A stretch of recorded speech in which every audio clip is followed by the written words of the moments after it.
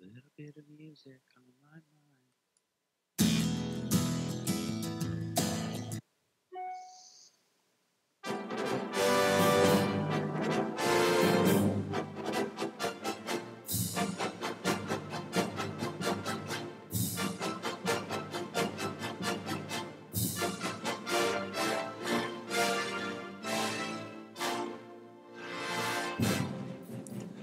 Welcome, guys, to the PewterCast in a very special episode.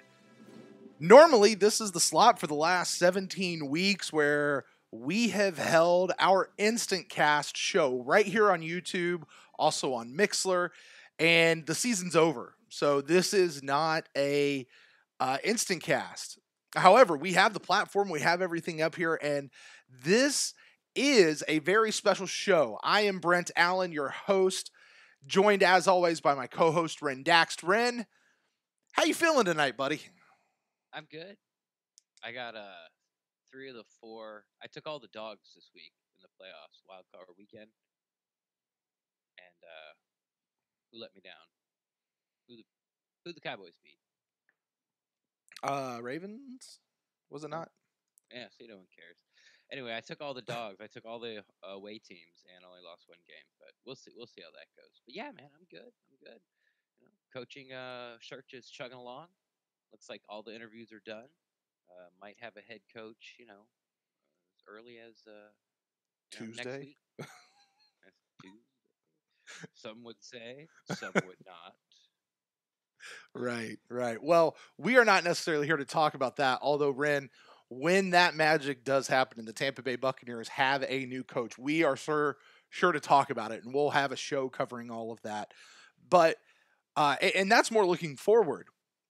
This is a show where we're really looking backwards. For the last 2 years, the PewterCast has been in existence for 3 full seasons now, and this is the 3rd season. So the last 2, we have held an award show. In fact, Ren, the award show is a little bit significant in your history here with the show as well.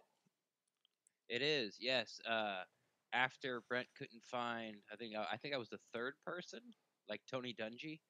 I was the third choice to come back and host again. I think that was my second time Hmm. coming on as a quote unquote guest during your first season, and we did the award show. Hmm. And as soon as the award show ended, Brent said, "Hey, would you like to co-host with me next year?" And I said, "You want me to talk about Buccaneers football, and then you're gonna like put it all together and put it out on the web for everyone to hear my genius?" That's what I said in my head. Right.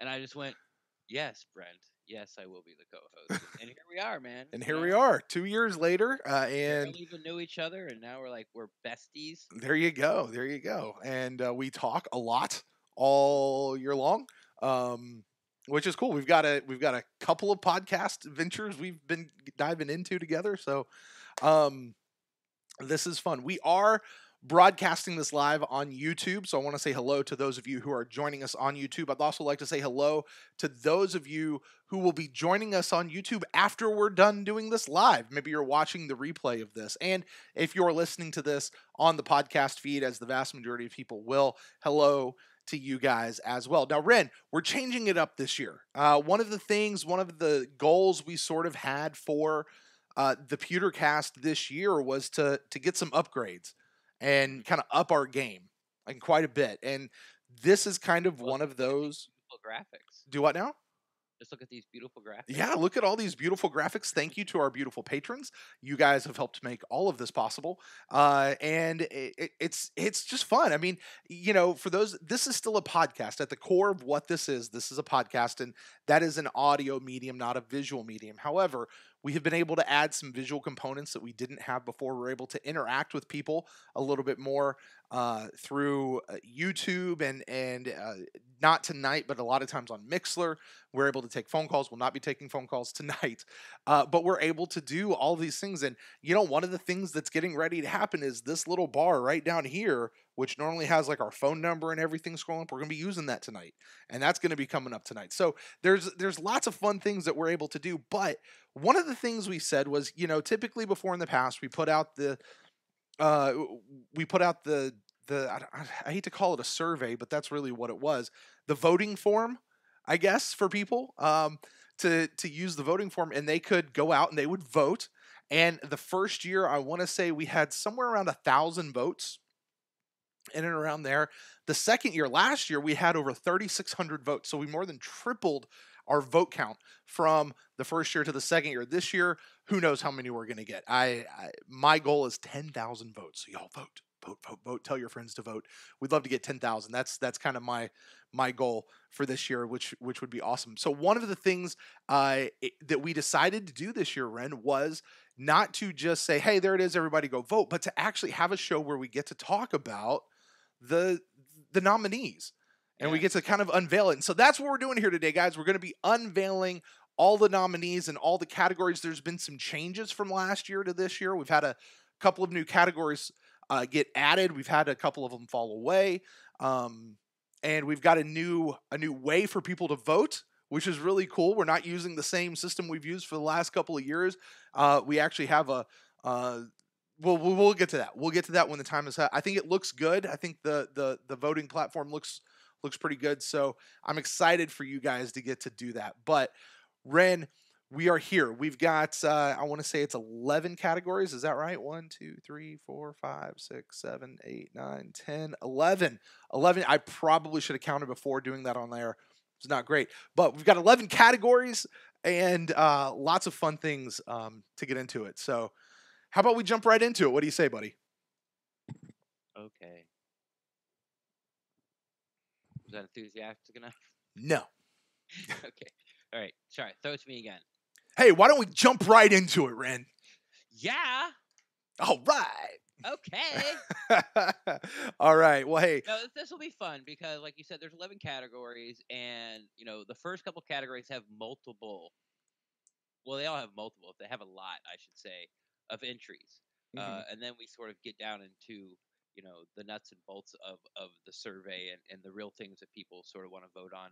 About MVPs on defense, offense, things like that. And we've narrowed those down to basically 4. So this is, I guess, like, the pre-Oscar or pre-Golden Globes show where we discuss possibly, why these certain people made it in and who the front runners are. Sure. Yeah. And we'll go through it now. This probably bears mentioning. Folks out there should know that this wasn't just me sitting here in the room hacking out stuff on a keyboard, or even you and I. There actually is a nominating committee that we put this out there, and the nominating committee is made up of a couple of people of Bucks credentialed media and a couple of non-credentialed media. So that'd be people like you and I, Ren, but not you and I in this case. So a couple of those guys. And then there's also a couple of what I would call very engaged, trustworthy, non-media, fringe media at all related fans.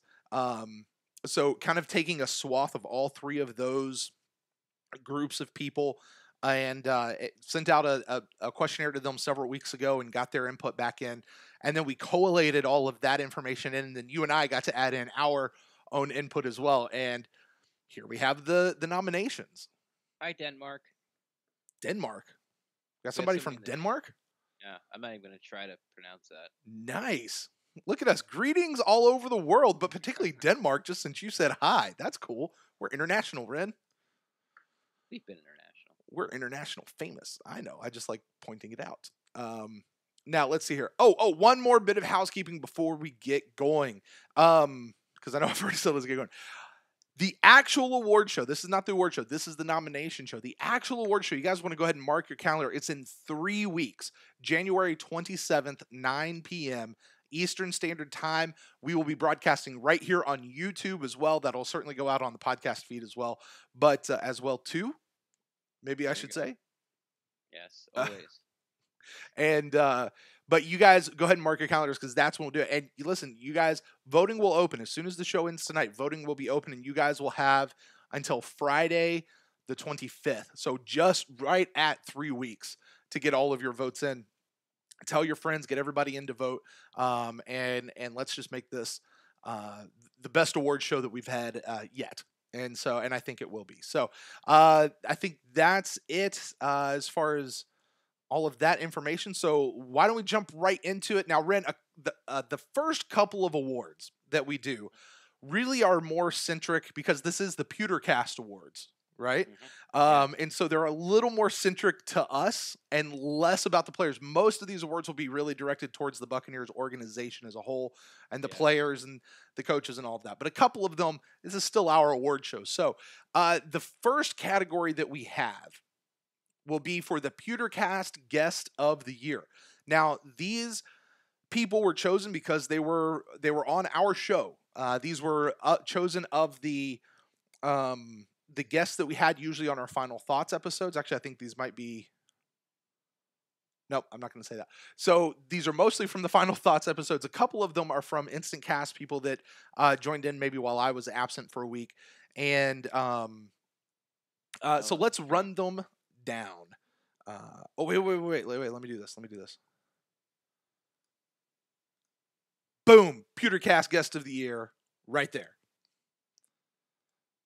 All right. I'm excited for that. Okay. All right. PewterCast Guest of the Year. All right. So let's run these down. These are in no particular order. I should say that. These are definitely Do we not. have music? Do we have music? Not for this show. However, I'm really trying to do something fun and special for the actual award show that we've never done before. Never, ever done. By the way, a lot of what we're doing tonight is typically... Good. I like that. Do what now? With the delay, it just finally popped up because I'm watching on my phone so I can watch the chat room. Oh, yeah. And it just popped up, PewterCast Guest of the Year. There you go. Yeah, for the... do a good job on the graphics. Thank you. I appreciate that. For the people listening who aren't watching this, we actually have a little bar at the bottom of the screen that just popped up, PewterCast Guest of the Year, to let us know what we're talking about here. But these guys are in no particular order across the board through all of these categories. I've tried to mix them up. There's not, don't read into anything as far as who's first or last as we read them off. So here we go. Here's what we've got. We've got Rock Riley of SportsTalkFlorida.com. Obvious winner. We've got Rick Stroud of the Sports Day Tampa Bay podcast and the Tampa Bay Times. Also obvious winner. Am I supposed to comment on each of these? No. Wait till we get to the end. Pat Donovan of WDAE. He joined us earlier in the season. Steve Versnick of the Sports Day Tampa Bay podcast, along with Rick Stroud. Scott Smith of Buccaneers.com joined us earlier this year. And his cohort, Carmen Vitale of Buccaneers.com as well. Twitter. Do I know? Fun follow on Twitter. Very fun follow on Twitter. The godfather of Buccaneers podcasting, Derek Fournier from What the Buck Podcast, joined us as well. That was a fun show. Our friend Gene Thomas from Buck What You Heard. Actually, I think he joined us a couple of times over the course of the season. Yep. Tom Bassinger of the Tampa Bay Times also was with us this year. Mistake. Do what? I said mistake. Justin Pulowski of the Bucks Uncensored podcast was also with us really fairly recently. He was here with us. Mm-hmm. And Mark Cook of PewterReport.com joined us earlier this year. And finally, JC Cornell of the DraftNetwork.com. Those were the guests that we had. Pretty sure everybody's on there. I don't think that anybody was left out. But those are the guys. And you guys have been listening to the PewterCast. You can go back and see how they did if you want. Go back and listen to all that and relive the glory. Well, since I can't see the list, how about I throw it to you? Like, go ahead. Who do you think are some of the front runners there? Ooh, give me a couple of front runners and give me a dark horse. Rock Riley was a really great interview. Rick Stroud's, I think, was the one that was the most surprising to me. How so? Do what? It because well, if you remember, like before, but before we went on, we're like, oh, man, what am I actually going to talk about with Rick Stroud? Like, how are we gonna do this? And Rick, Rock was like this too, but Rick was really, hey, Deshaun Jackson, go, and there's 20 minutes. Yeah. And it was just he was just so good and so gracious. And Rick is one of those that, um, I've been around the media, like physically been around them in various times over the last couple of years, and Ren, you have too. Rick is one of those guys that I've never actually had a personal interaction with until this interview, and it's uh,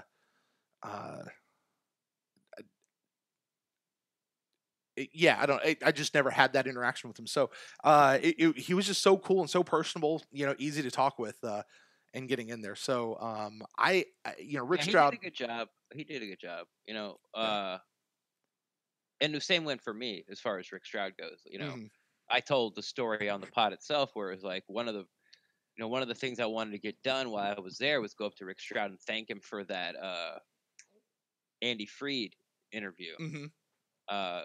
If you don't know Andy Freed, he does the Rays radio call, the Tampa Bay Rays baseball team, the radio call, and he had a 2-part interview with Andy Freed, and it was like one of the best interviews that I've ever heard. It was just, and it was the same thing. Rick Stroud went, "Hey Andy, so you're a baseball announcer, or you talk on the radio about baseball?" And that was it. That's all I had to say. And Mhm. then he went on for an hour and a half, and they just cut it in half. But yeah, when Rick came on, like you said, he couldn't be more gracious. He was really nice to us, and he threw us a scoop. Yeah. You know, he threw Yeah. us a scoop, and yeah, I think Rick's a front runner. What about who else you got on there that Yeah. thinks it's I gonna mean, get a lot of votes? this is kind of unfair because the like Rock and Rick are like they're the last two. Hmm. So they're the freshest in our minds. Hmm. And like when I think back to like Scott Smith was actually in a very similar manner to Rick Stroud. You just kind of say, okay, here's this, and then he would just run with it, and he'd tell you stories. Um, I love that kind of getting to sit on the front porch and let people tell me stories, kind of a Yeah, feel. right. And Scott Smith had a really great one. Carmen Vitale was a lot of fun. Gene Thomas and Derek Fournier, those are two good friends of ours, and we've done a lot of things with them. And so, I think there's just a friendship and a chemistry that exists there. Derek, you and Derek had a great show. Derek was on when I was out for an instant cast. I don't remember exactly what I was Yeah, doing. But Derek was like, he did it from vacation, like Virginia or something he did like it from that. like a Virginia rental beach house. Yeah. Yeah, Yeah. And but you guys had such a great conversation, and I think that was the week of your last like hurrah with Cutter, you know? Um yeah, that's right. When it yeah. like for me and apparently for Derek too, it was just sort of like where the season became laughable. It's Uh-huh. what not laughable as in this team is terrible, just laughable as like as fan base. Like what? Like I mean, are you shocked that this happened? Right. I don't know. Like I don't know. Maybe I don't remember the game when it was. Like probably missed an extra point and then end up losing the game by one. Mhm. Or maybe it was the Cincinnati game where you know Right. it's we get way down and Fitzpatrick comes in and then they let him drive down and kick a field goal with no time left to win. Like who knows? But yeah, it was that was if like those, like you said, sit on the porch, sit on the bar stool, and there's two guys talking about the Buccaneers. That's what Mhm. that was. There was lots of laughs, and we of course when Derek and I get together, we tend to go off on tangents, and so we started talking about Neil deGrasse Tyson and other things, but we always came back. But people seem to enjoy it. Right, right. So, I think everyone's gonna get votes. I mhm. think Derek's gonna get a lot of votes because he's been around so long, and it was such a Right. fun conversation. Obviously, Pulowski's going to get a lot of votes. Sure. We have a lot of crossover listeners. Um, everyone loves Carmen. She'll get a lot of votes. Mhm. Like you said, Scott's was so much fun. Uh, Stroud and Rock have been around. Everybody knows who those guys like. I think it's going to be pretty. I think it's going to be pretty close. Mhm. Now, I tell you, you asked me a dark horse, and my dark horse is JC Cornell.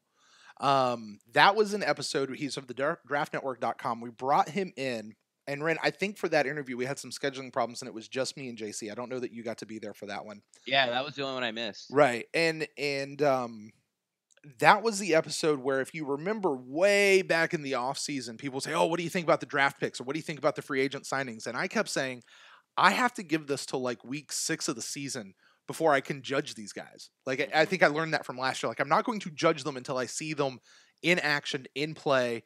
And this was kind of we brought him in sort of to make good on that deal. I think we brought him in actually about week 8, is I think when we had him in. And we got to just kind of go back and revisit the free agent acquisitions that we made, as well as the draft picks and the undrafted free agents that we signed as well, and kind of got to give them grades and see how they were doing at that part of the season, see where we thought they were. Might have actually been even still a little too early to do it, even that early. We say all the time, you can't judge a draft pick, for a couple of years, honestly, but. Yeah, so that's one that I'm not sure that one's going to get a ton of votes because of where it was in the season and maybe following. Maybe I hope he gets a ton of votes, but I think it's one that people should consider. And if you didn't hear it, go back and give it a listen. I think it was a good one. We got a shout out from Atlanta in the chat room. Fantastic. Hello, Atlanta. But then right after that, he goes, Mark Cook is one of my favorites. Yeah, and gosh, I mean, Mark Cook, we haven't even talked about him. Mark Cook is another guy, he's a longtime friend of the show, and getting him in here, and he's always a great talk about what's happening within the walls of One Buck, and can give you a really great perspective of what's happening. I mean, it's so hard for me to choose. And this is one of those, a lot of these guys, and I mean, it's the nature of this kind of an award show and this kind of voting. People are going to vote for the people that they like. Yeah. So in some ways, this one's going to be a little bit of a popularity contest, but I really hope that people, particularly those of you who have been listening to the PewterCast all season long, actually think about these various interviews that we had throughout the course of the season and vote based on the interview and how good that interview was as a guest, and not necessarily, oh, I like everything that this person does. Like, really listen to what they did.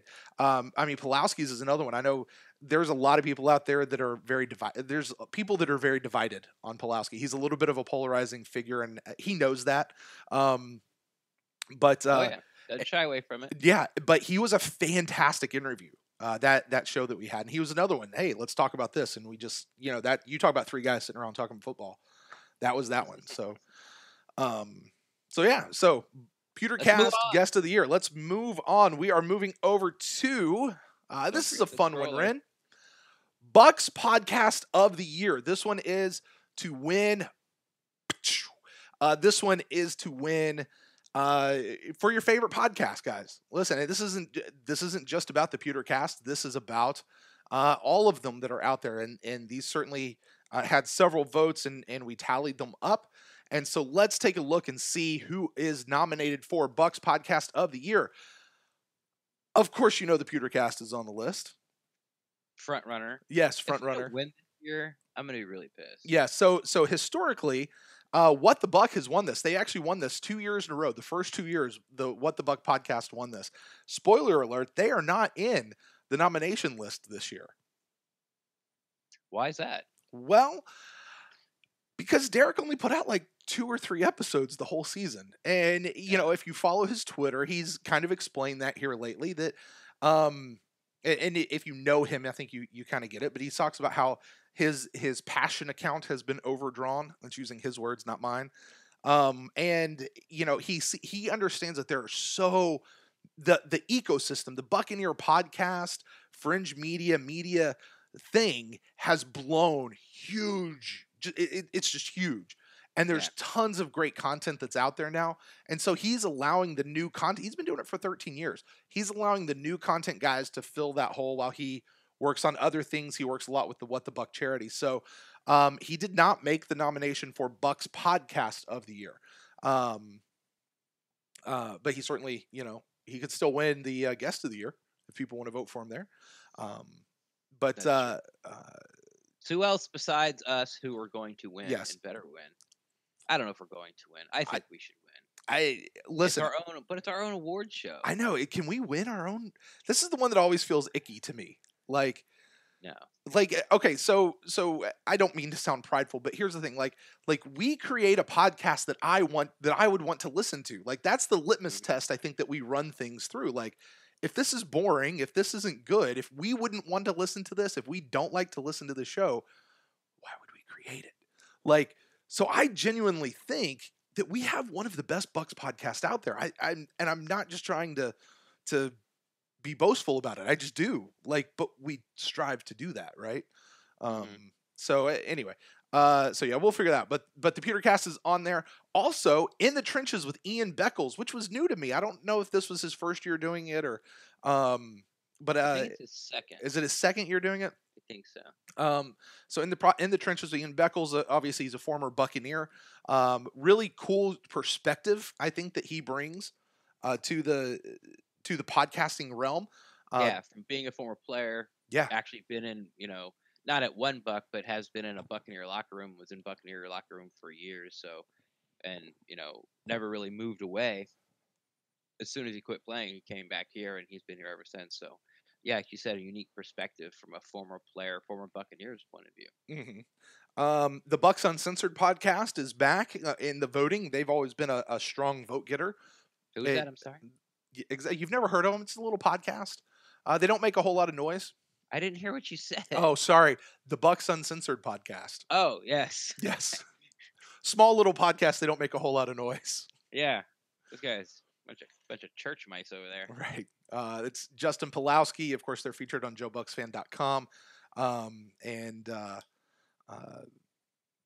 stick carriers and now the Bucks Mob fan groups and stuff that they have going on. So always a big one. The Pewter Nation podcast presented by PewterReport.com. And they've actually just got a shout out in our chat room here.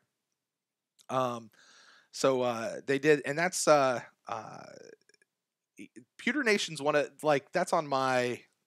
There's so many podcast guys. There's no way I would expect anybody to listen to them all. I certainly can't. Pewter Nation's one that I personally listen to every single week as well. Actually, most of these are on there. Pewter Nation is there with Scott and Trevor and Mark. Mm-hmm. The Locked On Bucks podcast making a second year appearance on the show here. Actually got quite a few nominations for it. So with James Yarko and David Harrison. Thank you. Yeah, James and David. So they are back in. Feel like they've really settled in. Like, they've got a rhythm to how they do their show this year. So looking forward to them. The Ira Kaufman podcast is also there, also featured on JoeBucksFan.com. Not on the top 5 of Google Play anymore. Or I've heard. 50. Or did I say 5? I Yeah. meant 50. I meant 50. Yeah. Tough break for them, but I'm sure they're going strong. Well, we'll see what they can do here with the PewterCast Award Show. Fan voted, folks. Fan voted. And then finally rounding out this category, guys, I promise most of them only have 4 people. These are just the longer ones. Rounding out this category is our good friend Gene Thomas with the Buck What You Heard podcast. Yeah, he and Michael Pless go at it, provide weekly stuff. Theirs is the only YouTube one, actually, outside of, I guess, what we do with the Instantcast. I was just thinking that, like, next year we need to do a YouTube one. Oh yeah, we should add that as a new category next year. You got Gene, you got, of course, Play Reaction. Yeah. You got Mr. Bucks Nation, which got a shout out for Rookie of the Year over here in the chat room. Like the Salty Dogs didn't get a mention, right? And of course, also someone shouted out they like the Cannon Fire podcast, and sure, there's so many. Yeah, Bucks and Brews. Is that? I mean, guys, there's also the Spanish one, which is I don't speak Spanish, but from what I understand, they're a really good show. Yeah, I can't verify it at all because I just don't speak Spanish. But from, like, the people that I know that listen to the show, like, they really enjoy the content that is put out by, and I think it's basically like Fire the Cannons or Cannon Fire, just in Spanish, like Cannon y Fuego or something like that. I think is their name. And then we got a UK Bucks podcast. Yeah, those guys. Podcast from across the pond. Yeah. There's the Free Stretch podcast, which has been out there. I'm trying to think if which one didn't get mentioned here was Sports Day Tampa Bay. Right, but that's more of that's a Rays Lightning. and It whatever is. sports going on in the Bay. That is true. That is true. Um, the I know some of the radio guys, they have a what I don't know. I don't know how They you call define the word podcasts podcast, but I mean they call it a podcast. Uh, where they take their radio show and cut all the commercials out and throw it up. yeah, exactly. The Salty Dogs podcast as well. So there's there's a ton of podcasts out there, guys. But Tons of again, them. these are the ones that were nominated by the committee that Exactly, are Brent and I. exactly. So, um, Unless we didn't make it, then we probably would put ourselves in there. which we didn't. We didn't. People actually voted us back, but they were sending the form back to the PewterCast. So Yes, exactly. top of mind, I guess. All right. To round out this sort of non-Buccaneers section of awards, let's move on with it. Well, I'm sorry, Ren. Did you have anything you wanted to talk about as far as anything else you wanted to hit on with this one, the Bucks podcast? Of the year? We'd better win this year. I agree. I mean, I just want to win it. I feel like Susan Lucci over here. There you go. If you don't know who she is, Googler. All right, there we go. Do you know who Susan Lucci is? I have no idea who Susan Lucci is. Really? Yeah. All right, now you got to tell us. All right, so we've been talking about now who's All right, Susan Susan Lucci? Lucci, she's been on this soap opera. Don't ask me which one it is. Since I've been a child. Okay. Like, she's been. I think her character's name was Erica. I want to say Erica Kramer. Okay. I can't believe this is all coming back to me. Wow. But she was nominated for a daytime Emmy for something like 20 years in a row before she finally won. So that's what I mean. I feel like Susan Lucci because we got nominated you got nominated year one. Uh-huh. We got nominated year two. Here we are in year 3. Mm-hmm. I was a little hurt that we didn't win last year. We're probably not going to win this year. I got to tell you, last year, and I don't, I don't publish all the results or anything like that. Some things have to be kept private. But what the Buck won last year, but we were going back and forth with him last year, like down the stretch of the voting time. Like we would go in front, and then he'd go in front, and we go in front, and he'd go in front, and he wound up winning last year. So you should have just closed the polls when we were.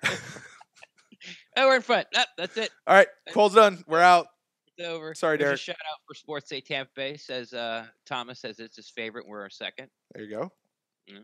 I'll take it. Someone talking about Ian. Oh, Craig and Vedas is in the chat room as well too. Mm-hmm. All right. So all right.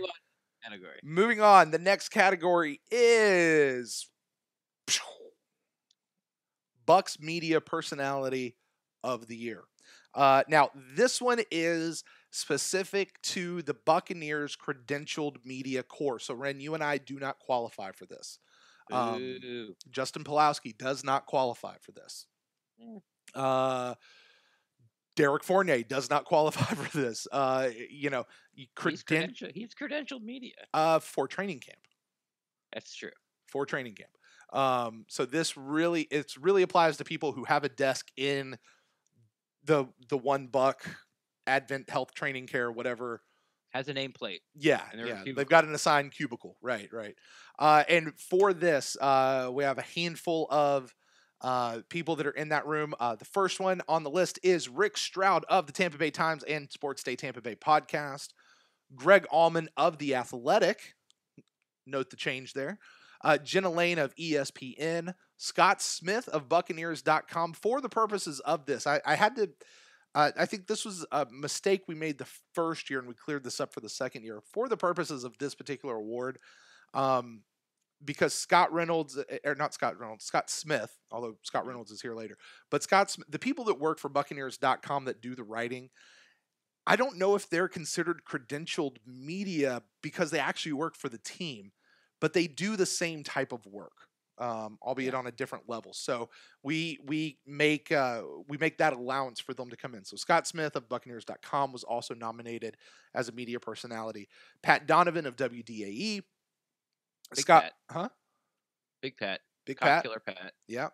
Go back and listen to the interview if you don't know what that means. Yeah. Remember? Yeah. I should tell a story. I can't throw out like Pat Donovan's a cop killer and not tell a story. Right. Okay, real quick. Sorry. Sidebar. We had him on, and they had just gone to. Some of you might remember that the Buccaneers had made a sort of announcement they're going to get involved in the community, and not only involved in the community, but actually, try to make a change. So they've been, going to like prisons and talking about, not necessarily be motivational speaking, but kind of telling their stories.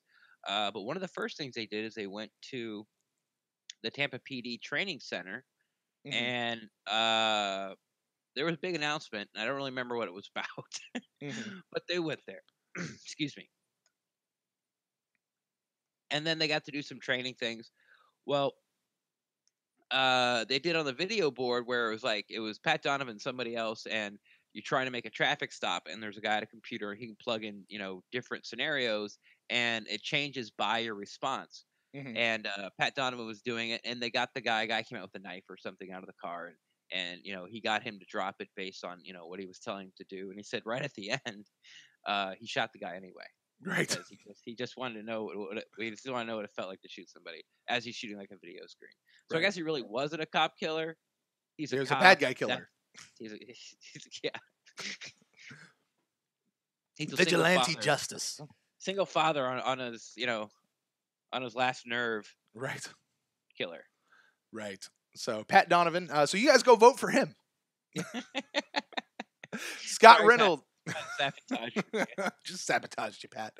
Scott Reynolds of PewterReport.com. Casey Phillips, the team reporter for the Buccaneers, also qualified for this category. And I see she just got a shout out in the chat room as well. Carmen Vitale of Buccaneers.com. Ira Kaufman, JoeBucksFan.com. Trevor Sikkema of PewterReport.com. And Steve Isbitz of JoeBucksFan.com all get the nomination nods this year. I'm sorry, did you do Trevor and Scott? Mm-hmm. Yep. Okay. Yep. They're both there. Yeah, that's going to be a tough one, man. I think Mhm. that's going to be another popularity contest. You think so? Yeah. Oh, yeah. Yeah. Yeah, definitely. And for some reason, I have a sneaky suspicion with the Allie and Donovan show going video Mm-hmm. instead of just audio. Mm-hmm. I think Casey's going to make a big push this year. You think so? I think so. I'll tell you who I think should make a big push. And I think this person's popularity has only grown over the course of the year. I think this person has really come on people's radars more and more so over the course of this year, and that's Jenna Lane. Jenna has greatly improved Mm-hmm. from when I first, I guess when Cutter first got there. Or maybe Levy Smith first. Wasn't she there? Maybe when first got there. Mm-hmm. Remember when I used to call her 3-question Jenna? Yeah.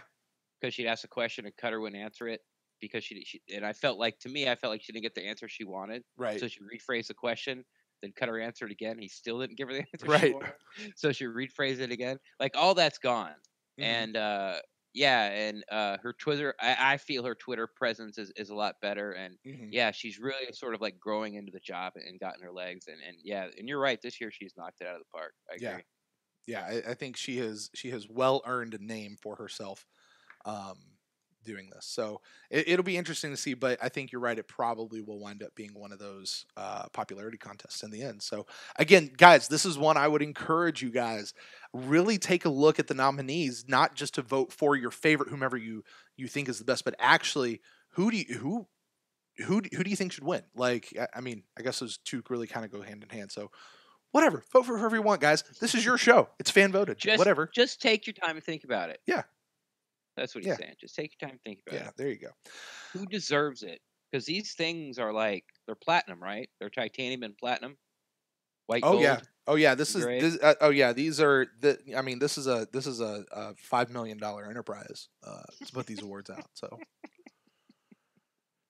yeah. Yes, the Golden Globes has nothing on us. Exactly. You wouldn't believe how heavy these awards are, actually, Ryan. I wouldn't, because I haven't won one yet, Brett. Have you never? You've not actually held one like in your hands? Oh, really? Okay. Yeah. No, they've got some weight to them. They really do. So, but anyway, Minnie Lombardi. If you guys haven't seen them, we should. Oh, see, look. If I was a good host, I'd actually have like a picture of them, and I'd be able to pop it up on the screen right here for those people watching at home. But hey, maybe we'll do that for the actual award show. All right, Ren. So that's kind of tweet it. One out as soon as the award's over. We got some. Somebody's asking me how do we vote. That's coming up. Vote's going to be opening at the end. At the end of the show, we'll tell you guys how to vote. Show people are jumping in. Mm-hmm. Yeah, so this is like just to recap real quick. This is just us going over the categories, and then there'll be I guess a link or a website you go to, and you guys go in and vote, and they can vote as many times as they want to, right? I think this year previously they've not been able to, but I think this year, because we had to change, Yeah. we're forced to change the way we do it, and the way that it's happening this year is actually I think I could limit it, but everybody would have to sign in, and I think that just puts up a roadblock. Yeah, People I would agree, not yeah. vote if they had to go through a bunch of hoops. So I think taking those roadblocks out, and I think it It's just like the means Pro Bowl or the All-Star game. yeah, Vote as many. yeah. So I just want to get that out there before we moved on sure, to sure, yeah, I we'll guess get there. these will be our player No, nominees. well, the from here on out, we're really going to focus in on the team. Now, listen, guys, I know that the team did not perform as well as we had kind of hoped that they would this year. Um, this certainly was a disappointing year. Let's make no bones about it. I know last year, after going 5-11, we actually caught a little bit of flack, Ren, from people that honestly were just bitter about how the season went, and they're like, you can't, uh, you know, nobody gets an award for anything that happened this season. Well, no, listen, there were some really good things that still happened over the course of this past year, even though we wound up 5-11. And the whole point of this is to celebrate and honor and commemorate those and have fun because we're fans of the team. And these aren't moral victories. Like, some of these, I think you guys will see, are legit people that actually did good stuff. So let's get started. The first category that we're going to go to, this is going out to people in the building. Should we mention, Ren, that the winners of these awards, like, this isn't just a name and we go, oh yeah, they get the award and then we go away. Like, they actually get a thing, like a trophy that The mini Lombardis mini Lombardis. or the Pewties. Yeah, the mini Lombardis. Or a Pewty. Brent doesn't like Pewty. It's growing on me. I think of more, but it looks like a little mini Lombardi trophy actually, and it's got their name. We'll have their name engraved on it, and we'll make sure that it gets to the players and to whomever it actually is supposed to go to. And the first year, you got a handwritten note from Dirk Cutter. I did. Thanking you. It's right back here, actually. Yeah. And then Kaboom. The next year, they were nice enough to take a picture of Levante David with one of his 6 Pewties he won last year. Right. Yeah, Levante swept the awards last year for sure. And they sent that to us, so the players do get them. Yeah, they do. And that was the question, I think, going into last year was like, did anybody actually get theirs? Because we weren't sure. Remember how excited we were when the first episode of Hard Knocks was on? Uh-huh. Because Cutter had gotten his for being coach of the year when he was the OC in year 1. And now he became the head coach. And we knew they were going to show his office. Mm-hmm. And remember, we actually thought that actually might be in the back. Pause it. Let's look and see if we can see it on a shelf somewhere. Yeah. We were looking like it was going to be up there. But you also know that we went the time we got to go in the locker room. We were looking in the locker or trying to. Yeah, we were looking at the players' lockers to see if anyone kept theirs up. Yeah. No, I will tell you one counts, place I did finally see it though, Ren. I did finally see it pop up in the background somewhere. Was on one of the 3 episodes that Derek Fournier did of What the Buck this year. He had his back to back, just kind of sitting, the two of them right next to each other. So that was real nice. All right. So moving in. So they actually will get something. They'll get a letter explaining what it is, and it's certificate of authenticity and all that kind of fun stuff, just so they know and they understand this is a fan voted award, and the first fan voted award that we'll be giving out will be for the Coach of the Year. All right, Ren, Coach of the Year. Who do we got here? This is voted for the best Buccaneers coach from the 2018 season. Mike Smith is not on this list. Sorry, Daniel, over in the chat room. But making this list, and I think that every single one of these guys are very deserving to be on this list. Todd Monken. Asked in the chat room if Dirk Cutter left his award at Goodwill. Oh, no. Whoa, maybe. Because it did have his name on it. So, apparently everything that had his name on it that had a Buccaneer logo was, or we don't have Buccaneer logo. I hope he caught it. I don't know. Maybe it's in the garbage can. Yeah. I wonder if because I was sitting there thinking about that. Like, if it was me, because you get so many close, I would probably pick 2, maybe 3 pieces that I really liked, and then everything else because how many I'd probably shirts can I keep have? the rain gear. Yeah, because that's expensive stuff. Sure, really nice rain gear. Yeah. But he's gonna get rain gear wherever he goes next, and probably has it from where he's been before. So, it's where's he going next? Uh, Exactly. we Keep don't the know. rain gear. We don't know. Keep We'll see. the rain gear. We'll see. But I'm with you. Yeah, I probably do the same thing. I mean, I might not even like have taken it to Goodwill. Mm-hmm. I might just throw it in the garbage, like been all mad.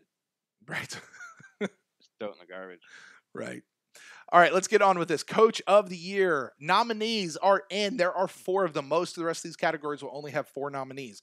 Todd Monken, offensive coordinator, the true offensive coordinator this year. Mm-hmm. Mark Duffner, defensive coordinator, Linebacker. interim / linebackers coach. Winner, by the way, of last year's Coach of the Year award. Yes, He yes. could repeat. Brenson Buckner, brand new defensive line coach.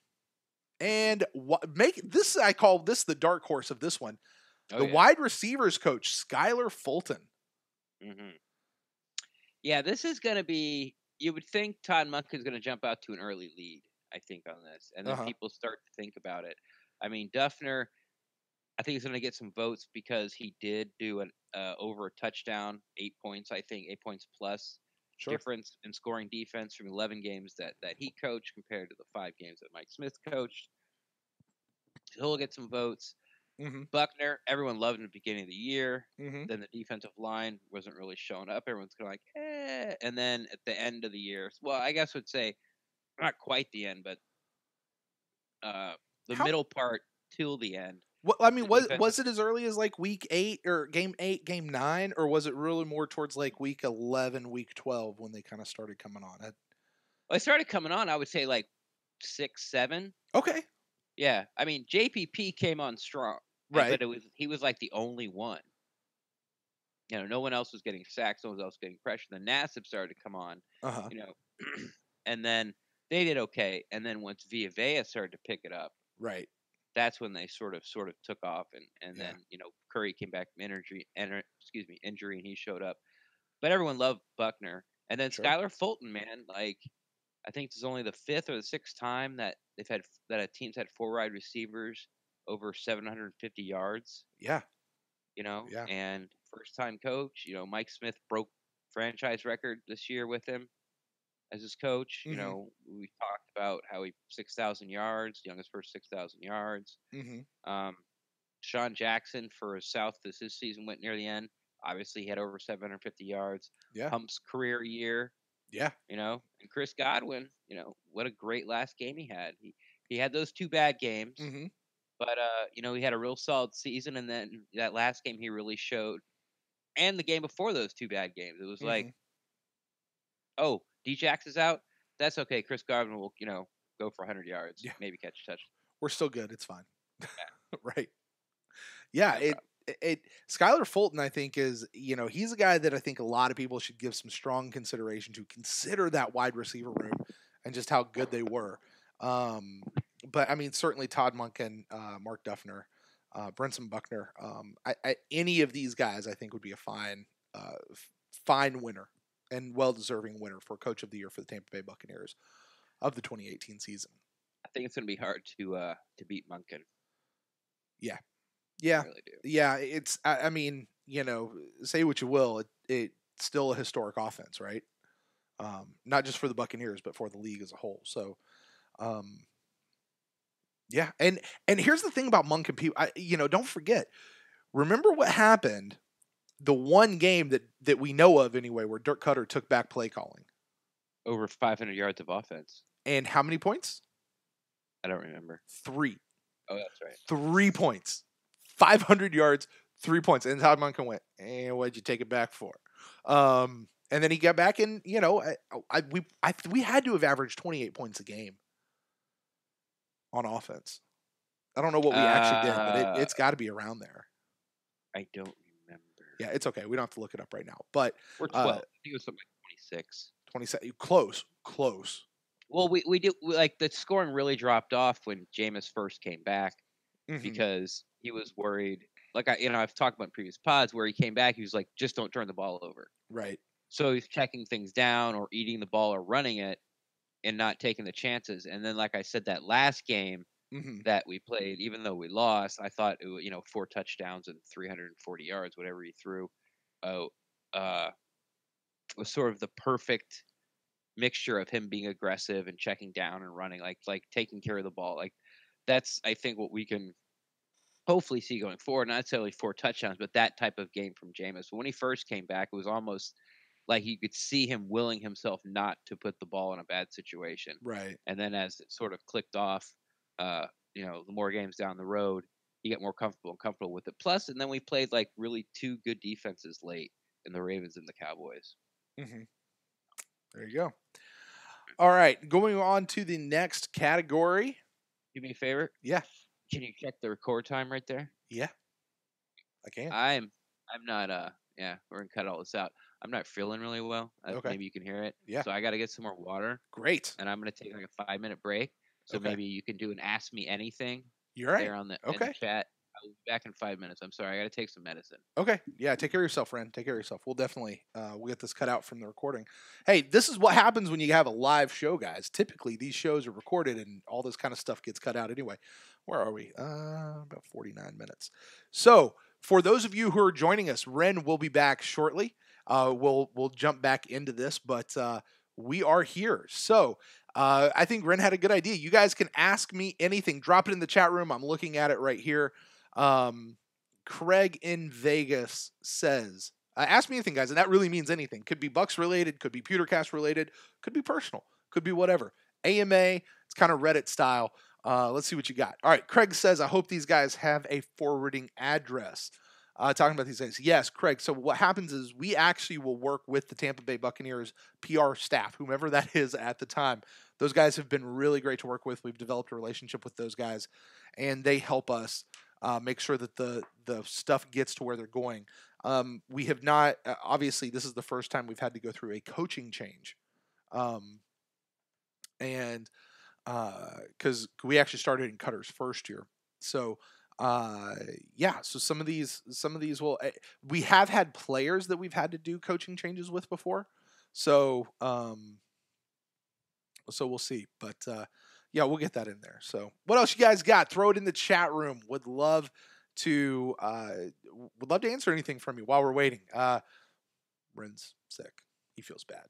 I didn't know he felt bad. He didn't tell me ahead. Will Aguayo be in the Bears camp next season? I'll tell you, Craig, I don't know. I have not been following Aguayo. As I often say, I'm a fan of the Buccaneers, and once they leave the Bucs, I don't pay attention to him. So is he even still on the roster? I mean, I guess by your question there, he might be. I don't know. I don't know. I think the bigger question, honestly, is this Cairo Santos going to be re-signed, and is he going to be on this roster? So people saying, check my Twitter DMs. Uh-oh.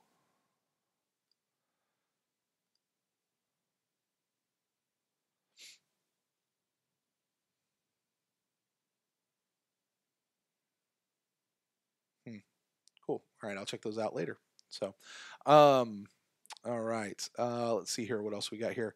Heartbreaker of a game. I'm not sure which one you're talking about, Brandon. So, yeah, this is called Fill in Time.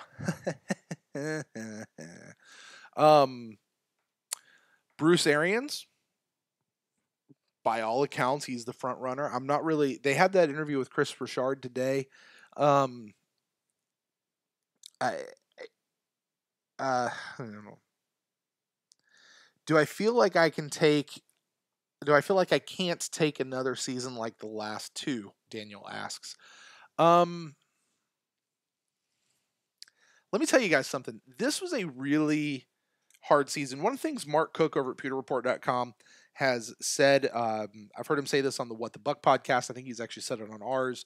And I know certainly just in conversations I've had with Mark, he has said that one thing about this job, now he does this professionally as a job, credentialed media, is it takes the fandom out of you. It can really kill that part of you. I will not say that my fandom was hurt, but there were a lot of times during the season where I found myself pushing through and going, Man, I got to do a show tonight. Now, that could have been the instant cast. That actually could have been the final thought show. That even could have been the Buck in the News show of just going, oh my gosh, I got to. And and honestly, for all of them, once I got into it, once I was doing it, I was fine. But it just the leading into like, I don't want to talk about this team again. I don't want to talk about these guys. I don't know. Eesh. So it was hard. And if we have another season, because I got to tell you, this show requires a lot that you guys don't see. Time away from family, time in prep, time. It just takes a lot of time over the week, especially during the season, which is why during the off season we really throttle it down and have a different pace. So yeah, we'll have to talk because there is a little bit of a fun factor. This has to be fun for us because this isn't a job, right? Like, so at least not yet. We'll see what happens. So, hey, Ren, welcome back. Yeah, sorry everybody. Like, that's all right. You might have heard me during my Skylar Fulton talk. I was like, Yeah. I need to get some water, and Yeah. I choked down some emergency. So yeah, let's. Did you put recording or? Yeah. Oh no, it's we'll do this, but we're doing a little AMA. I've got 2 more questions. Let's catch this. Any chance that anyone in the offensive staff is retained with the new head coach? I got to tell you, I think they would be wise to talk to Skylar Fulton. I absolutely do. I think Todd Monken. It's going to be hard with a guy like Todd Monken who is so ingrained in Dirk Cutter's offense. I think to switch that over. I think a new coach is going to want their own guy. And sometimes it's good just to have a clean break. But Skylar Fulton, I just think he just picked up his 4th head coaching interview. Yeah. Todd Monken, he's a hot commodity. He is. So, but Skylar Fulton, I mean, George Warhop can go. Tim Spencer can go. Mike Bajakian. I mean, part of the idea of getting a new head coach is a change, right? So, put a new voice in Jameis's ear. Let's, I don't know that Bajakian's done bad. I mean, it always seems to me like he's kind of at the whim of what Cutter does. So, I don't know, Ren, what do you think? Skylar Fulton, anyone else? No. From the offensive staff? Craig says, we can take it. It's a Bucs life. Yeah, as a fan, Craig, let me go back to that. As a fan, we'll take it because we're Bucs fans for life, right? But, as a podcaster, I'm not saying I'm ready to quit, but we may have to look at how we do this show. The only thing about Skylar Fulton, I'll throw this in real quick for him on. If Cutter gets the OC job in Atlanta, he's calling Skylar Fulton. Oh, sure he is. And he should. But I think any coach should call Skylar Fulton. He was a pistol. I know Brinson Buckner got a lot of pub during the preseason as far as being fun to watch and stuff. But Fulton was too, man. Mm-hmm. Brandon. All right, last question. Do you guys think you'll get access to training camp again this year? I hope so. We'll be asking. Yeah, we'll be asking for more than what we had last year. But we'll see what they do. We'll see what they give us. So I don't know. Hopefully I didn't kill it. So, all right. Ren, you ready to jump back into this? How about your ticket? Yeah. Listen, I have made all my apologies. Okay. I'm good. I'm good with the organization. I'm good with anyone that I offended from there. I'm good. I have a good relationship with them. So, anyway. All right. Yeah. What's after Coach of the Year? All right. Coach of the Year. All right.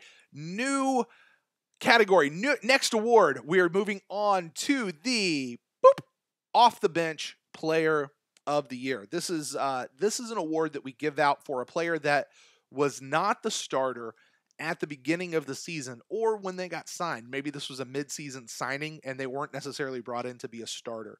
But they made a really big contribution to the team over the course of the season. And maybe they actually earned a starting role. So just because they earned a starting role later does not negate them from being able to win this award. But this is basically somebody who came in, proved their worth, and made a big deal, a big contribution back to the team. The nominees for this category are, Ren, Carl Nassib, Andrew Adams, Vita Vea, and Jordan Whitehead.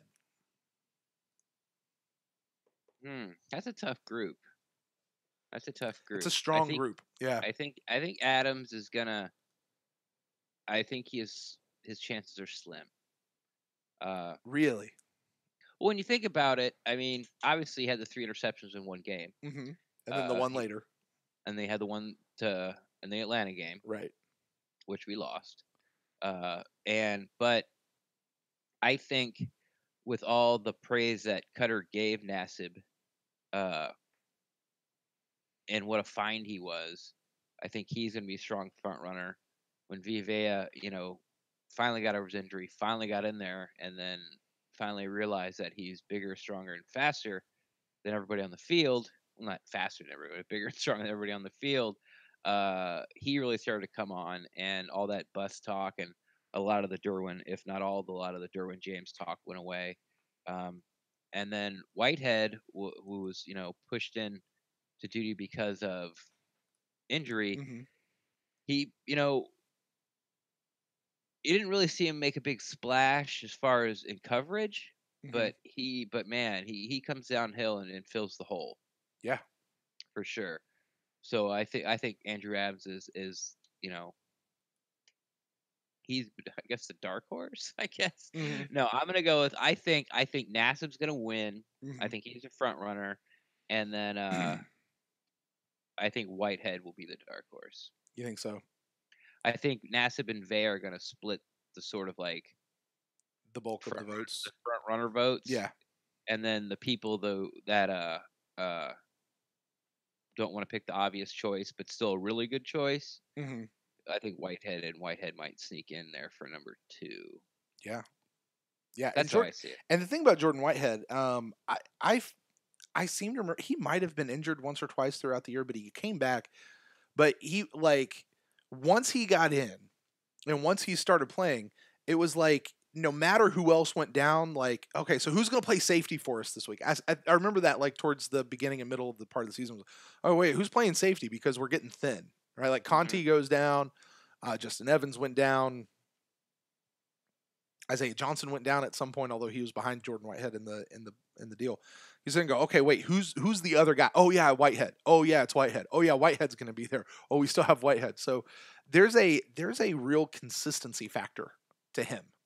Hmm. Like he was just there like all year long, and um, I don't think he was just playing because he was healthy. Like he was actually contributing. So um, it should be interesting. But man, Via, uh, I, but when you talk about a person who had a slow burn into the NFL and then took off, I think Vita Vea is the picture of that for this year, at least as a rookie. But Carl Nassib, yeah, gosh, it's he had such a.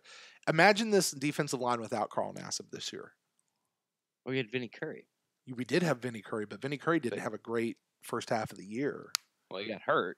Right. He didn't exactly, and that's sort of the thing that's going to help Nassib, Yeah. and also, well, I guess double help him is like one, he filled in when Curry was banged up a little, but I'm pretty sure he took a starting spot before he got hurt.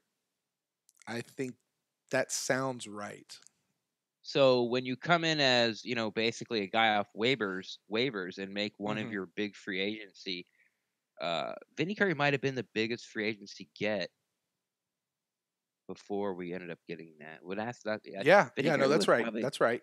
Because it was Bo Allen and on Ryan and Curry, Unrein and Curry, and we were and we more were waiting for Jensen for him to get right. signed. So yeah, yeah, So yeah, to make your biggest, I know, but JPP was a trade and Nassib was a free agency pickup. So to make arguably your biggest free agency splash, ride the pine. That's hmm it's hard to beat. yeah, yeah. So that'll be an interesting one to watch for sure. All right, moving on, Ren. We have a brand new category of award. This Oh has yeah. never been done before on the PewterCast Award Show. This one actually replaces an old award that we had called Clutch Player of the Year, and I think this one probably defines what we meant by that a little bit more. Because really, what is a clutch player or a clutch? What does that actually mean? I think this one helps define it. So, brand new award coming at you guys this year. Unsung Hero of the Year. This is an award that is to give accolades to the player who has made the biggest contribution to the team, really with the least amount of fanfare. Who's the guy who they were the workhorse. They were the consistent person who was always there, but maybe never got the, The accolades. Yeah, the accolades, all the paper write-ups about him or anything like that. So The rock steady Eddie. yeah, exactly. Now, nominees for this category are, we have 4 of them: Peyton Barber, running back; Ali Marpet, offensive guard; Adam Humphries, wide receiver; and once again, Carl Nassib, defensive end, making the list. This is a tough one. I think Ali's going to win this one a runaway. Mm-hmm. Because popularity? Because he's one of our best players on offense. Well, he's one of the best players on the team. Yeah. But I think this is the only one he's nominated for. It is true. This is his only category. Yeah. So this is the shot to throw your love behind Ali Marpet. But I think Peyton Barber deserves a good look too.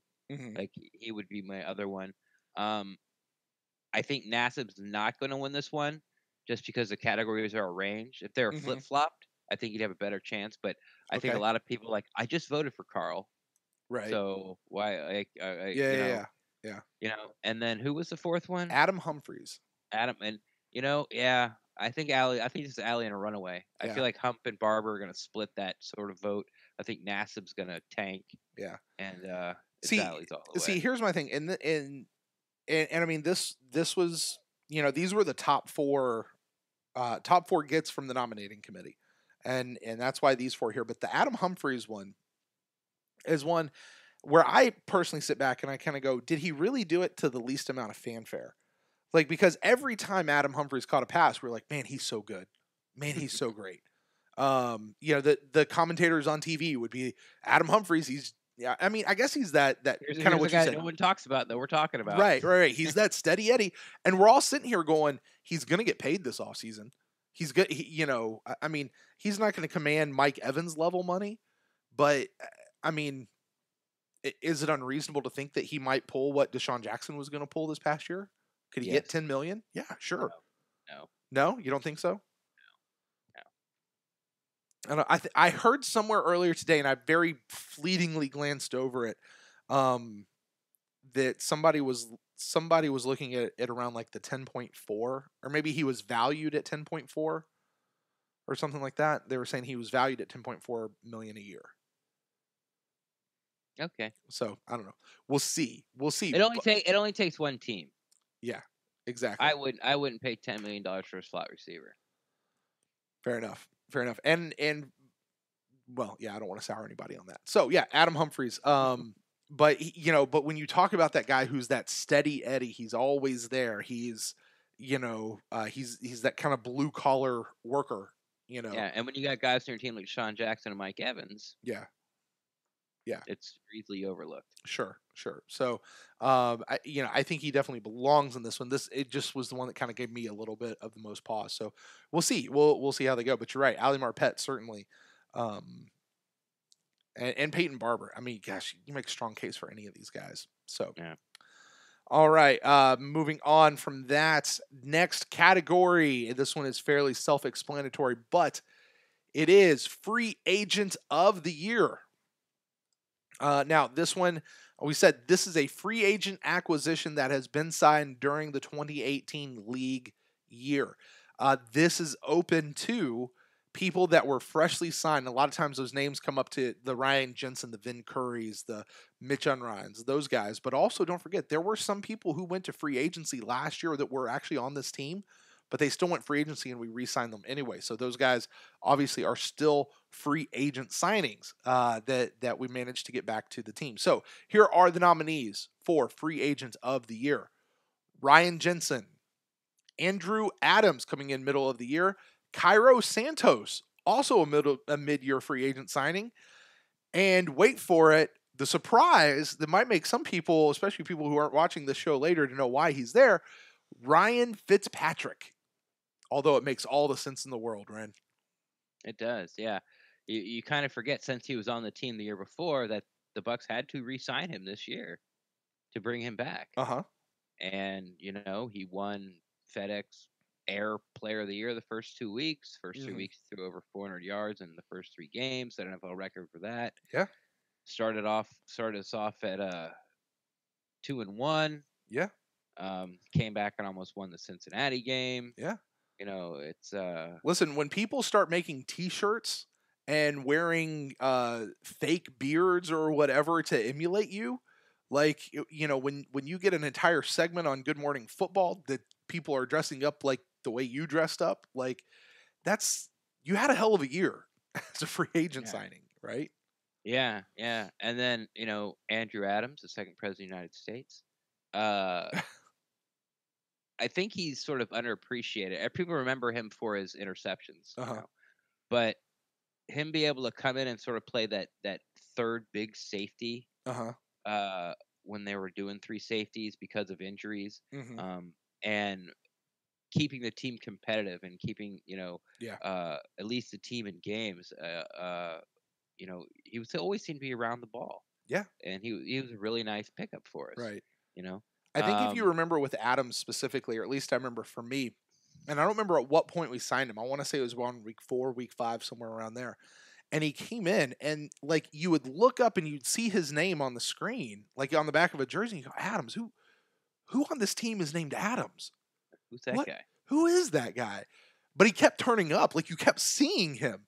And you're right. We're going to remember him for those for that 3 interception game, and we'll remember him for those kinds of things. But I mean, almost kind of even like the last category with that unsung hero, like he has been real steady during his time as a Buck, and to the point that it makes me sit back and want to go, hey, we probably should try to re-sign that guy and get him back into camp next year.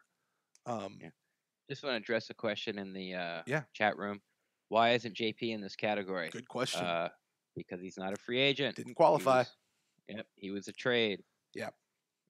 And right when I said that, everyone in the chat room let him know. Yeah. And to be fair, just waited. No, but to be fair, Ren, I think you and I had a very brief conversation about whether or not. I think I was like that. I was like, "Where's JPP?" Yeah, and you're like, "He's a free agent." I'm like, "Oh yeah." Right. He's a trade. And I mean, we had a do we give him a caveat? Because he'll win. Right. And I think our thought was no, like this really is for the free agents that came in, and JPP. Trust me, guys, he's gonna get his in this award show. It'll be okay. it'll be okay. Here comes the JPP train. Right. It'll be there, but and then you get Ryan Jensen, who certainly was the big signing. I mean, the big signing of the year. Which, by the way, his dad was a guest on our show earlier this year. Didn't make the nomination list. I think he was before the season started. Yeah, we had him on, and he told us the story of Ryan's story. Told the story of Ryan's story. Right. Nice. Yeah. Of him picking between Indianapolis and Tampa Bay. Yeah. That was good. So you guys, that would have been around August. Go back in the podcast feed if you guys missed that one. It was a really good conversation. Really cool conversation. So you got Ryan Jensen.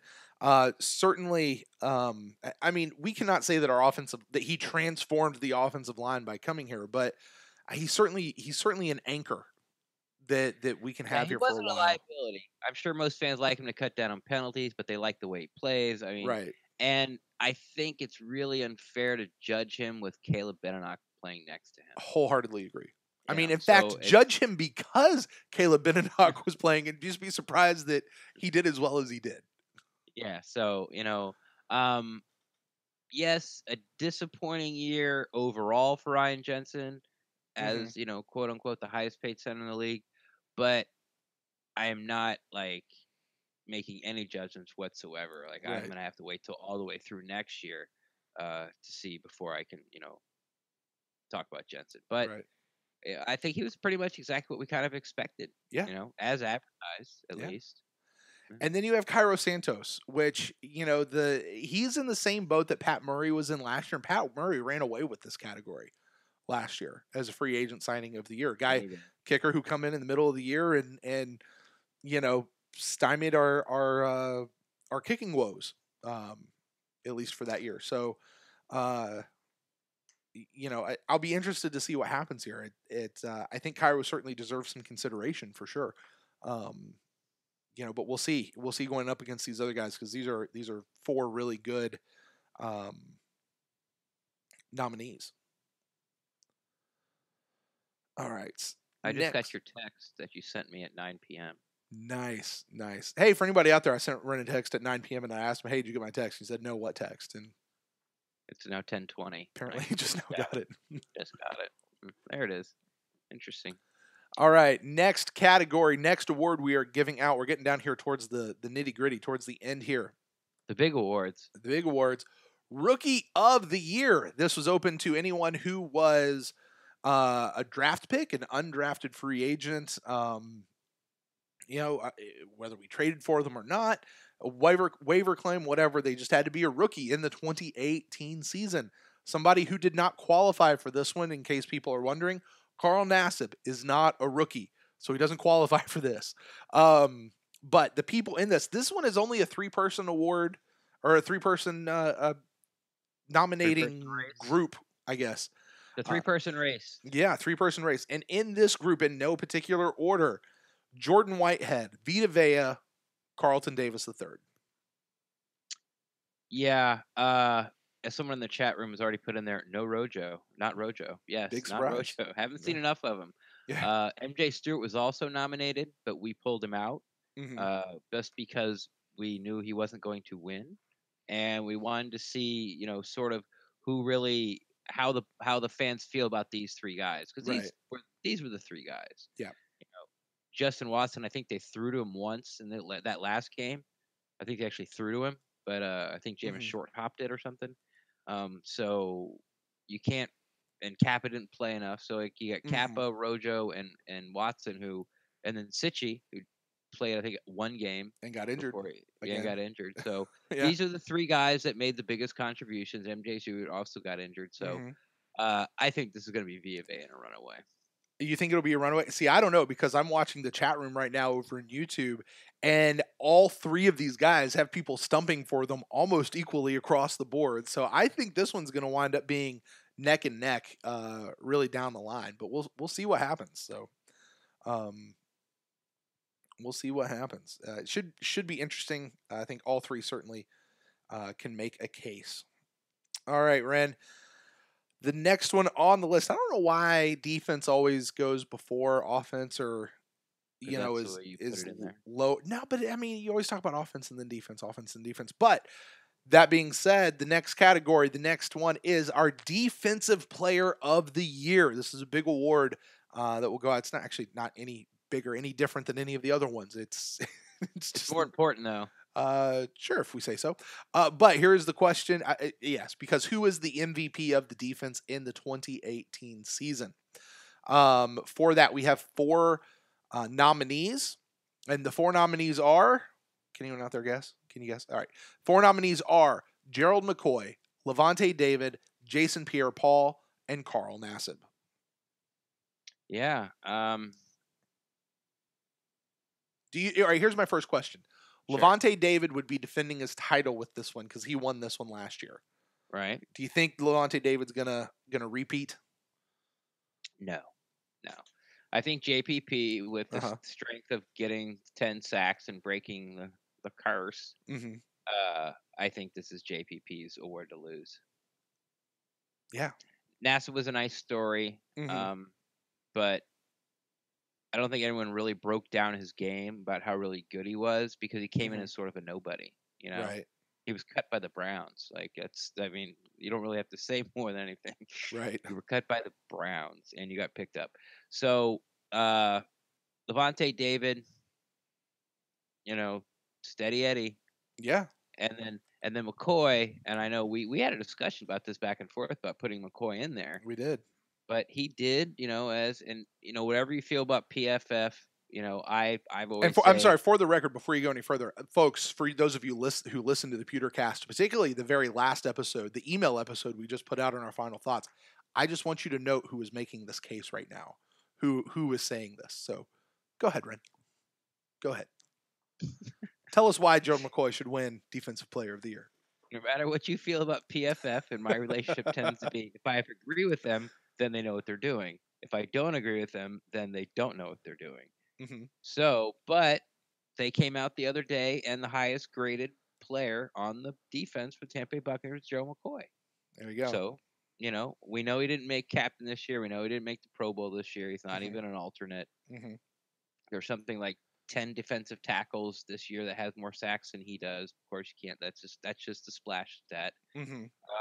And with the PFF as sort of my ammo, I push for McCoy to be in here. Yeah, and I'm glad you did because listen, here I haven't gone back and done the big film study to check it out, but I'm my getting booed. do what? Getting Getting booed booed. in the chat room. Um I can my guess is that Gerald McCoy probably had a bigger impact than we realize. Than probably even like to the point that most people who um are not on the field, not in the huddle, knowing exactly what plays called or how he's working or what he's doing in in that particular play, like what his role is. Um, my guess is he probably had a much bigger impact than we have given him credit for.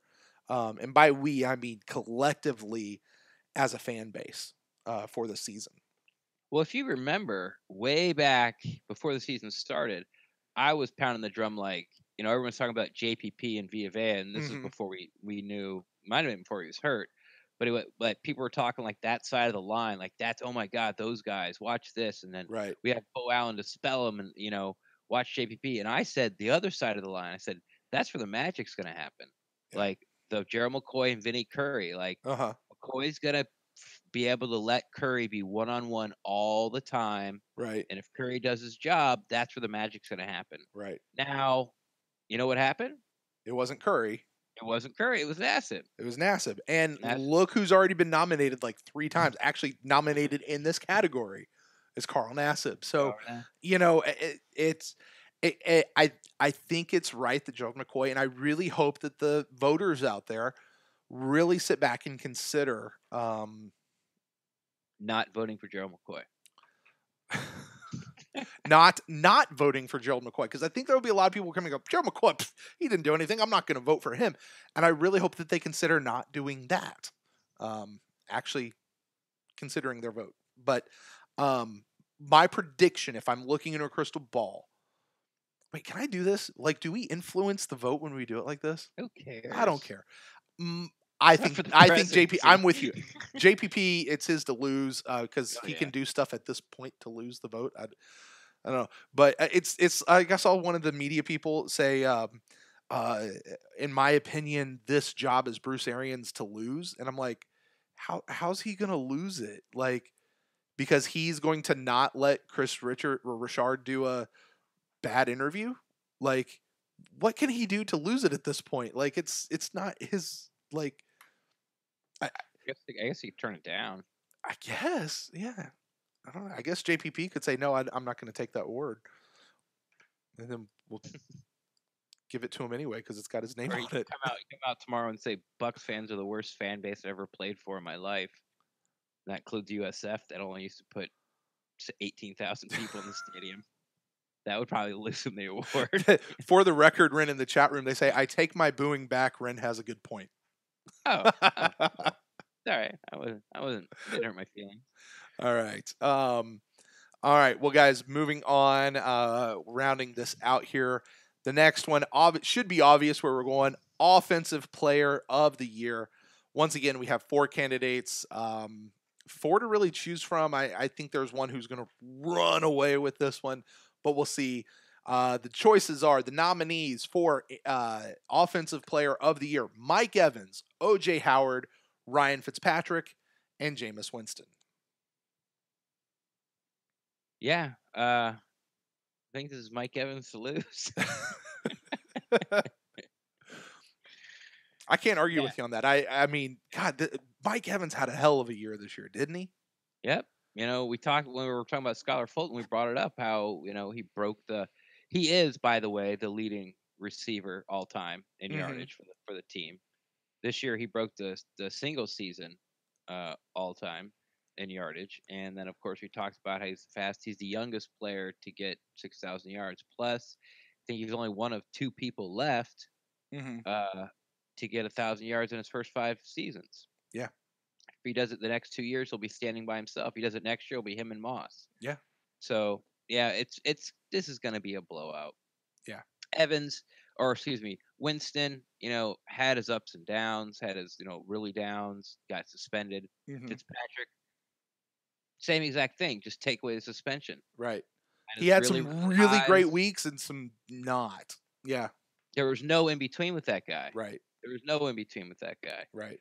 And then I think OJ Howard could possibly, if he would have played all 16 games, If you this could have been, extrapolate what he missed.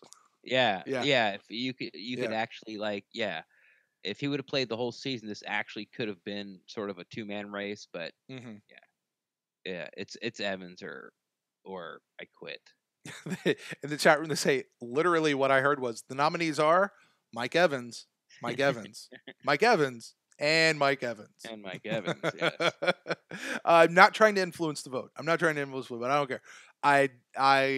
Yeah, it's almost unfair to let this one go to a vote, but we'll put it out there to a vote. And this is who the nominate. We asked the nominating committee for 4 people, and these are the 4 that they brought back to us. So that's going to be the offensive player of the year. Now, the final last award that we have, Ren. Moving on. I'm sorry, did you want to say anything else about these offensive guys? No. Or are you ready to move on? All right. Mike Evans. This is an award we had a bit of a conversation about of trying to figure out how to do this and what this is going to look like. And I think in the end, really to really let the people who have a chance at winning this one go, because we asked our nominating committee for 4 people for 4 names. Right. The next award is going to be for the player of the year. Now this is like the we used to call this the MVP or whatever. We want to take that nomenclature out. This is just the overall for the team as a whole, the player of the year. And so in order to let the fans vote and let you guys really decide who is going to be the player of the year, we didn't want to throw in other names who would just take away from the guys who really could and should win. So in that spirit, there's only 2 people on this list. And that's it. 2 people. I bet you can't guess who the 2 people are out there, folks. JPP and Mike Evans. That's who you get to choose from. That's it. That's it. No write-in votes. Yeah, absolutely. So, and that's no offense, that's no slight to anybody else. It's just those 2 guys had such strong performances on each side of the ball.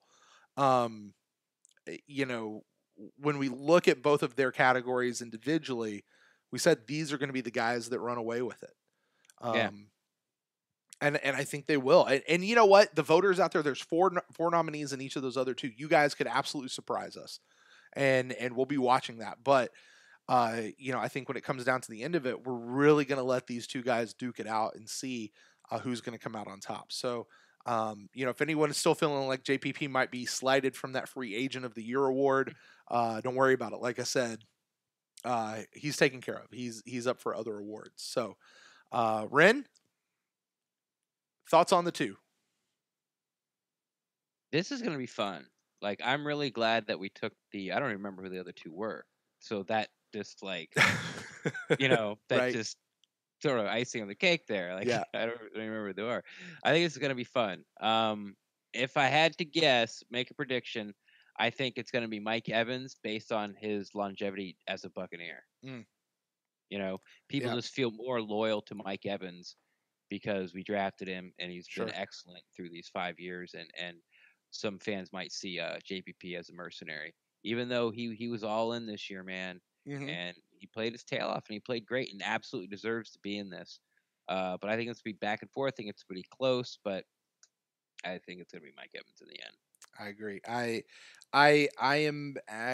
Yes, I'm with you on that, but man, you make such a strong argument for JPP across the board. So it should be that one will be a real interesting one to watch because JPP comes in with I think he brings such a leadership model. Like you remember back when they were withholding the captainship vote Yeah. during the year, and one of the things that we were saying was one of the reasons why they're doing that is because they're allowing Jameis to come back and actually allow him to be voted or not voted. But I, Right. Cutter's explanation was is he wanted to give some of these other guys a chance to be around the team and let people see before they actually just vote. And the person that I always thought he was talking about was JPP. Like, because JPP just is a natural leader. Now, he did not get voted as a team captain this year. I kind of feel like he might have should have. And he I I hope people I agree with you what you said about Mike Evans and his longevity with the team and all of that. And you can make a real strong case for why Mike Evans was a bigger, more important player to this team than JPP. But I think JPP also makes a real strong case for why he should win this award. And, one of the one of the biggest hot button topics of this offseason's come off of something JPP said, which was, people not keeping it real in the locker room and stuff like that. Yeah. So, He could win off sort of that calling people out yeah, exit interview. yeah, That's yeah, momentum. and I mean, we watched. I don't know that most fans out there, most of the voting fans will have seen this, but Ren, you and I saw this in training camp.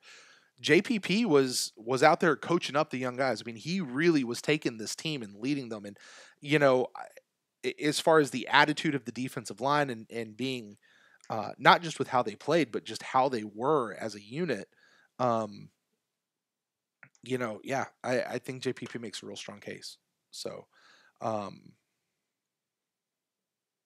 That's it. that's it. That's it. Sorry, I was just checking the chat room. So,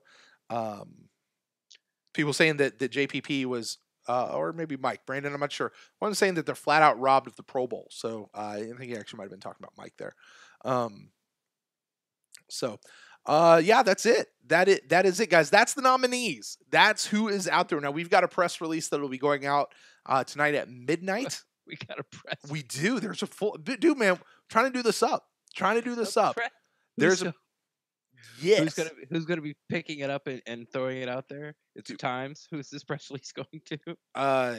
Eddie in the Yard and Rick Stroud and it'll actually we had a press release last year too that made the rounds. So but we got press releases that'll go out. We've got notifications that'll go out to all the nominees as well.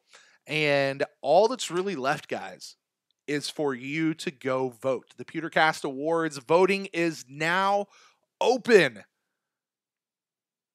feel like I'm an American Idol. But how do you open? How do you vote, Ren? How do you vote? Isn't that the question now? I have no idea. You don't know? I do not know. I have been not privy to this conversation yet, or that information, I should say. Oh, well, I thought I sent you the link, but whatever. However it goes, here it is. One thing that is brand new this year is we have a website that you can just go to. You don't have to click some weird link. You just go to it. And it's real easy. ThePewterCastAwards.com. You type that into your browser, ThePewterCastAwards.com. It will take you to the voting form. And you guys will be able to vote for your nominees, for your favorites, for where you need to go. So guys, listen, you can go do that. Join us on Sunday, January 27th. That's 3 weeks, guys. You got 3 weeks to vote. Sunday, January 27th at 9 p.m. Eastern Standard Time. And that is when the actual award show will happen. We'll be letting you know who won. Super excited about that. And you never know how we might change up the show this year. There could be some fun stuff. Do what? Are we wearing tuxes? I was going to get one of those tuxedo t-shirts. Yeah. To wear here on the show. All right. You can do your Fitzmagic get up again. Yeah. No. No, thank you. Are we doing it live via location? We will do it live. I mean, as of right now, the plan is to do it live from right here. But this is one of those things where, I really would love to be able to do this show like live, like as an actual thing with guests and maybe even some of the nominees there to win, or some of the winners there to receive their award. That'd be really super cool.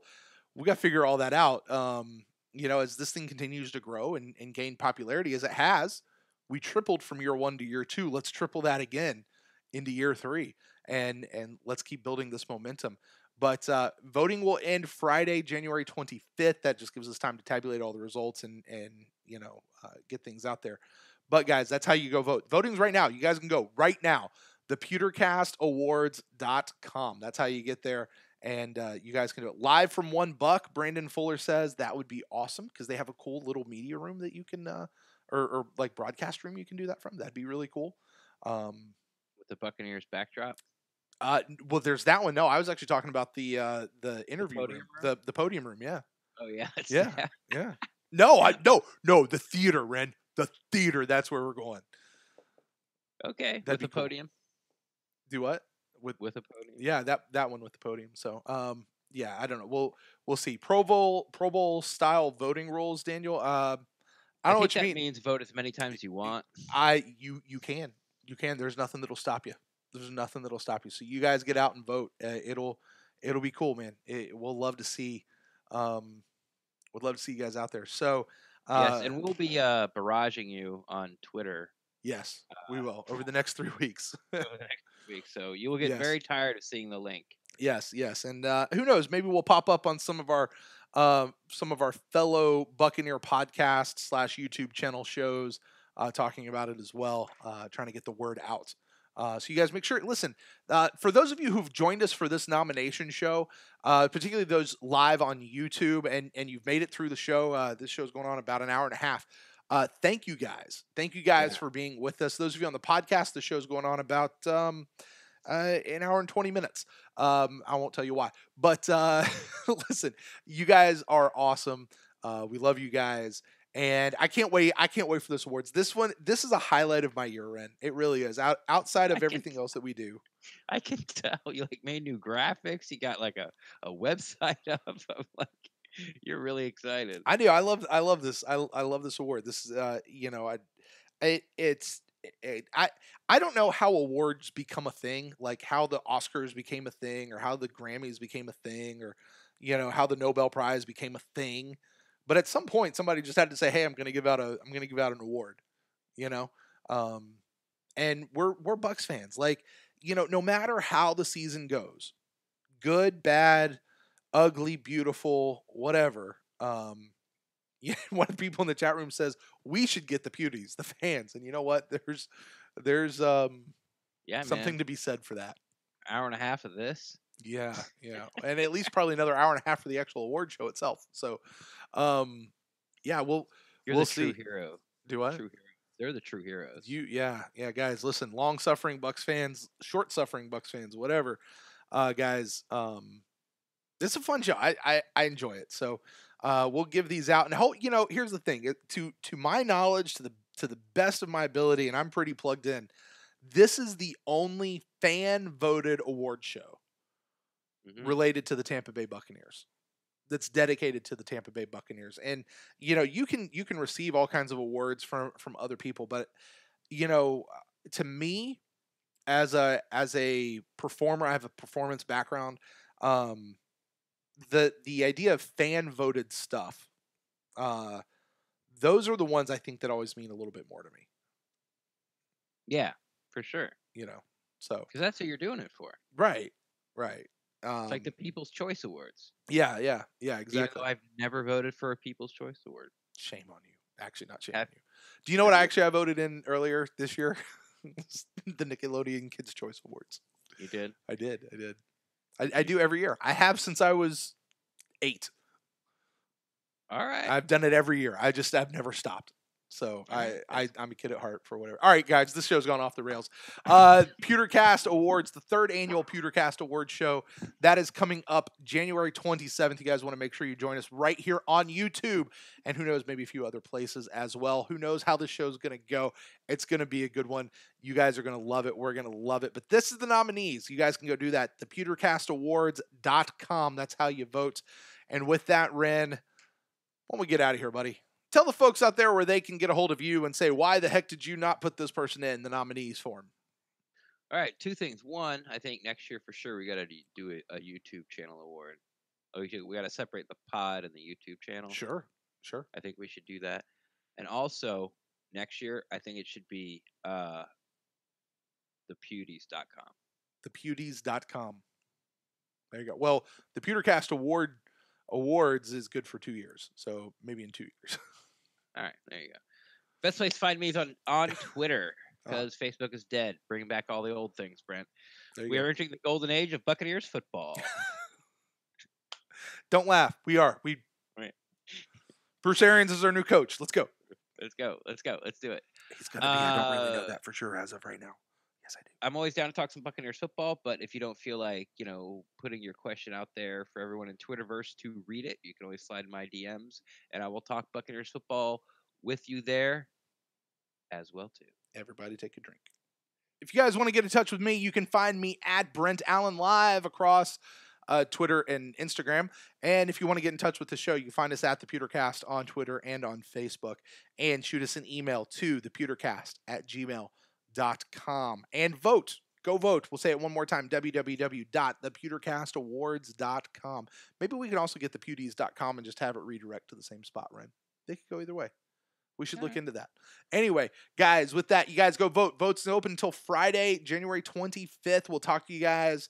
I'm sure we'll have some show come out before then, Ren, because we've got a head coach who's going to come to Tampa here real soon.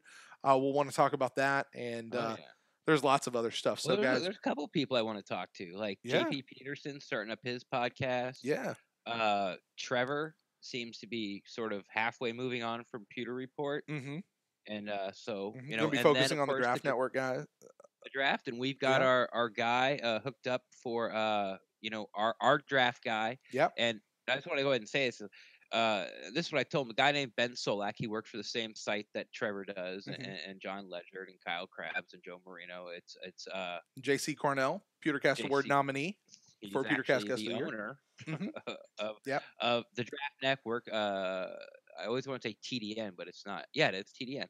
The Draft Network. His name's Ben Solak, and I've contacted him, and he said he'd be more than happy to come on. He filled in for John Ledger when with Trevor when John was out, and I really liked his energy. I liked his takes and stuff. And the reason that I went with Ben instead of Trevor is because we're gonna know Trevor's takes. Right. Like we're gonna hear Trevor on the Pewter Nation podcast. We're gonna read what Trevor thinks in his cover threes, and so having him on the show to talk about the same stuff that he's been telling the Buck fans, I just thought it would be cool to get a different voice in. So yeah, we've got a guy all lined up for our draft show. So yeah, we're already planning, man.